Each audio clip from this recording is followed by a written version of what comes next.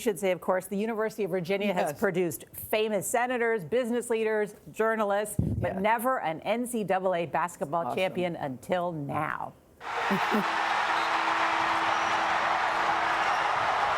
We can say Virginia is #1 after beating Texas Tech last night, 85-77 in overtime. It's an extraordinary turnaround after one of the most famous defeats in March Madness history a year ago. Thousands of students at the university in Charlottesville filled the streets to celebrate. The headline of the Daily Progress newspaper reads, "Believe it." CBS News Saturday morning co-host Dana Jacobson is at the site of the Final Four in Minneapolis. Dana, good morning. John, good morning and congratulations to you, I should say, right off the bat. You know, they're tearing down that temporary court behind me where just hours ago, Texas Tech and Virginia gave us a national title game for the ages. Virginia, in just one season, going from that 1 seed that lost to a 16 to one shining moment.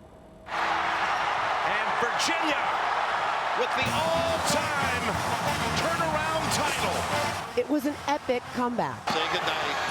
And dunks it down. A year in the making. Shut off. Nice bounce pass. Got it. Gorgeous dive to the rim. A team who suffered an historic first-round loss at the hands of a 16 seed last season. Now national champions for the first time in history, claiming victory over Texas Tech. Both teams battled the entire game, but with just under 13 seconds left on the clock, Virginia's DeAndre Hunter hit a game-tying three-pointer. The game went into overtime, where Virginia took the lead and never looked back. It's crazy! The feeling after the final buzzer? Really clutch! Let's go! Hysteria. Fans flooded the streets in Charlottesville, celebrating basketball's ultimate redemption story.